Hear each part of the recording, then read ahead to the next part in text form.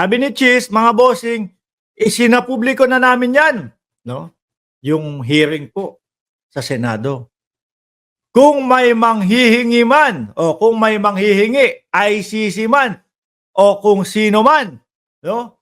Na i-certify yung transcript, wala akong nakikitang dahilan para hindi yan i-certify ng Blue Ribbon Committee. No, yan po mga bossing. So ibig sabihin, no, kung sakali, no, nalalapit ang International Criminal Court sa Senado kay Senate President Cheese Escudero patungkol po na bigyan mo nga kami ng certification na itong mga hearing sa Senado is 100%. Bibigyan po ni Cheese Escudero na ating Senate President. Isinapubliko na nga di ba? Ano pa i-deny nila doon? Tayo pong mga manonood, alam na natin kung ano yung mga sinabi ng dating Pangulo. Nabigkas na at nasabi na din ho dyan, mga kababayan ng dating Pangulo, yung binubuyo nila, yung mga suspect, susuko pero bubuyuin pa na manlaban para sila mismo ang bumawi doon sa buhay ng suspect nila. Ulitin isinapubliko na namin yan. Kung may manghihingi, ICC, ayan, ang laki ICC man o kung sino man na i-certify yung transcript, wala akong nakikitang dahilan para hindi yan i-certify ng Blue Ribbon Committee. Tama nga naman, basta yung dahilan o rason ay justifiable man o may kapaki-pakinabang, hindi yung kung sino-sino lang na wala man namang silbi talaga. Na paggagamit. Ay, baka sila maharlika.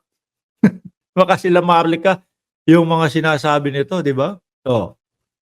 Kasi hihingi yung mga yan. Patingin niya po nung transcript ganito, tapos babasahin, tapos ibablog pagkakakitaan, yari na.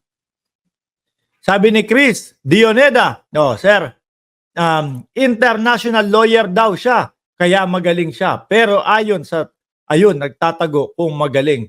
Harapin, akala kasi ni Roque, sila pa mga nakapwesto ngayon. Pareho lang sila ng grupo ni Digong. Akala sila pa ang nakaupo.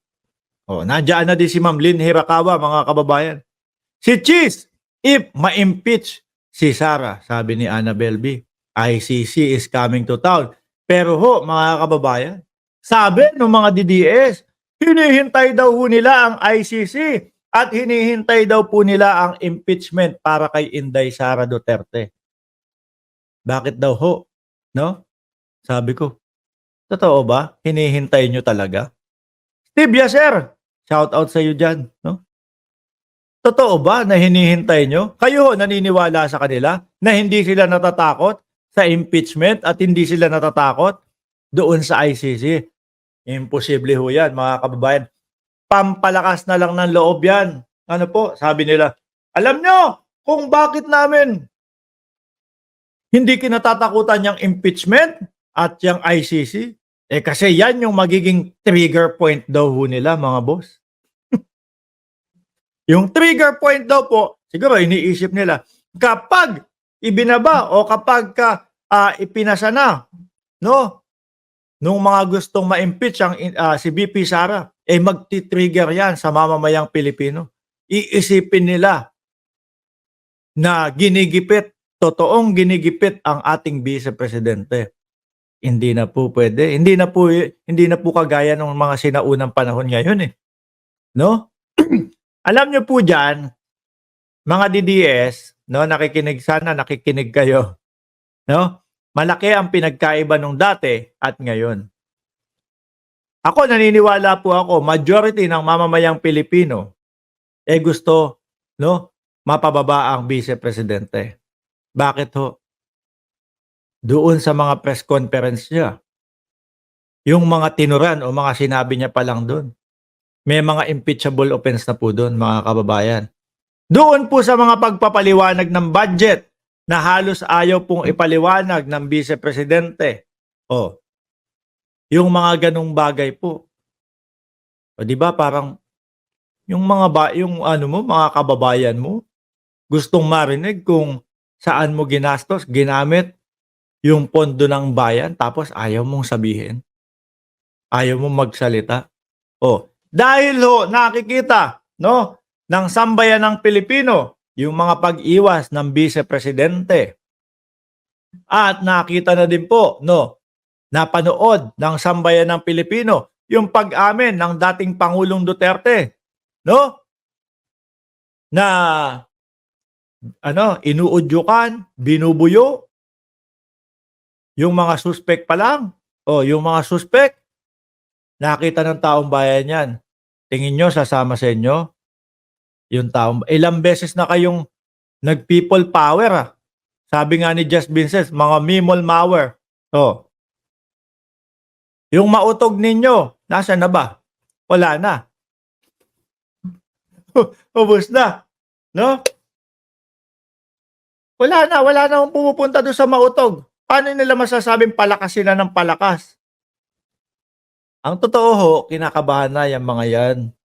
No?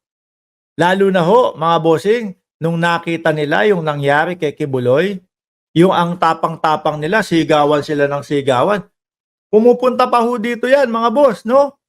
Yung mga DDS nila, pumupunta dito sa ating live stream. Tapos ano po gagawin?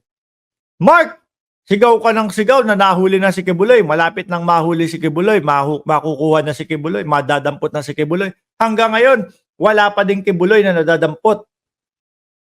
Ngayon, ang tanong ko sa inyo ngayon, no, mainipin kasi kayo O ayun. Hindi tinantanan ni General Torre. Nasaan si Kibuloy ngayon? Huli, di ba? Pasok sa oblo.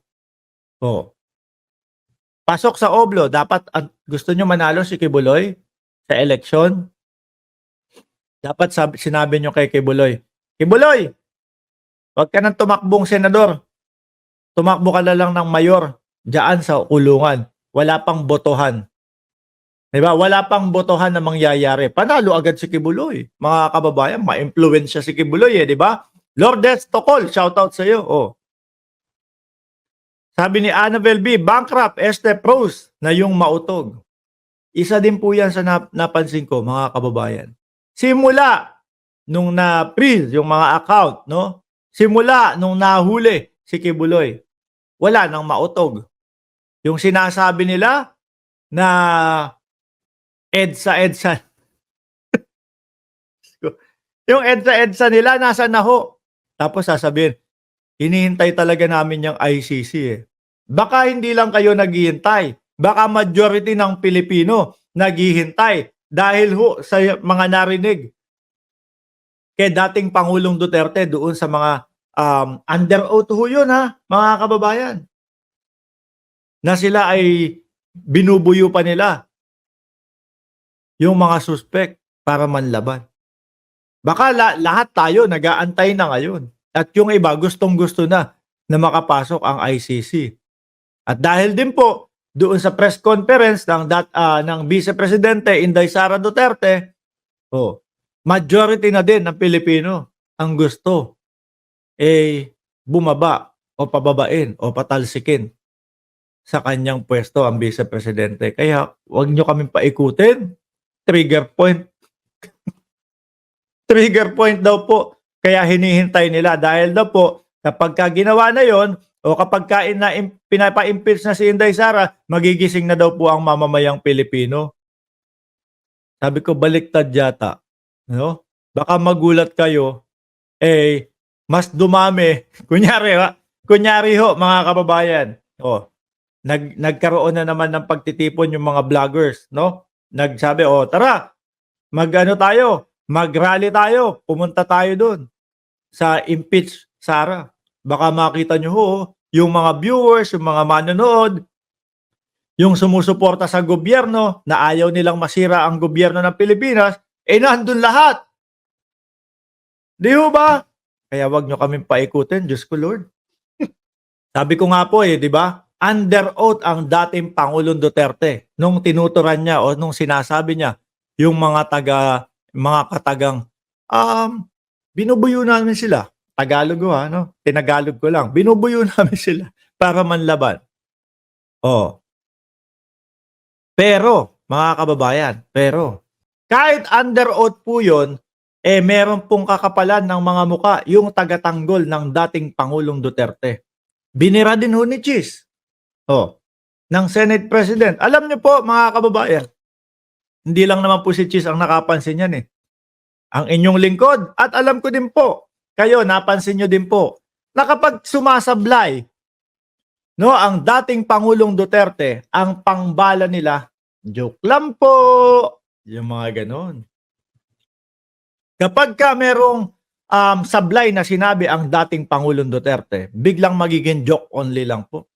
Biglang babanata na, parang hindi nyo namang kilala ang dating Pangulong Duterte. Pati sa Senado, joke-joke lang. Lahat na lang, joke na lang po, no? Siguro akala nila, eto, di ba? Sila ba to mahilig yung, parang hindi nyo namang kilala, ang dating Pangulo, mahilig mag-joke yan. Seryosong usapan, ha? Madami pong buhay na nawala. Yun po yung pinag-uusapan doon. Tapos biglang joke-joke lang. So, joke-joke nyo lang yung sambayan ng Pilipino. Siguro, akala ho ng mga kasapakat ng dating Pangulo, si Panelo, si Bato de la Rosa, si Bungo, akala nila DDS tayong lahat. Na kaya nilang utuin doon sa joke-joke. Di ba, Tarantaro? Ayan, nabasa ko. Ay, bakit yung shoutout ko, di mo nababasa? Shoutout, pasensya na. No? Kapag kayong nandun na tayo sa mismong topic, natutuloy-tuloy. Sabi dito, ni Senador Ping Lacson, dating senador. Chis Escudero pala, sorry. Ito ang kauna-unahang pagkakataon na ang mga bagay na yan, bagaman narinig na natin, no, noon sa talumpati, sa interview, sa press con. Pati po, isama nyo na dun yung interview ni Bongo na meron daw pong reward system. 500, 1 million at 2 million pag nanlaban, di ba? Yan yung binabanggit dyan ni Senator Chis Escudero. Ngayon lamang pinanumpaan o under oath. Iho ba? Ngayon lamang pinanumpaan o under oath. Binira na din dito si Bato no? Sino ba yung mga yan? Si Bato. Yung manipis ang katawan na si manipis yung katawan. Yung manipis ang katawan na si Panelo. Alam niyo po kung bakit natalo yan, mga kababayan? Si Panelo? Tanong niyo kay Boss Mike Cervera. Kaya natalo. Mali! Mahinang dumiskarte si Panelo. Kaya yun. Pang 30 yata. Pang 30 yata, mga kababayan. Yung posisyon ni Panelo, hindi man lang ho nagpauga doon sa sa Magic 12 hindi man lang hindi ho yata naranasan ni Panelo na sumampa man lang doon sa number 12 tapos mawala.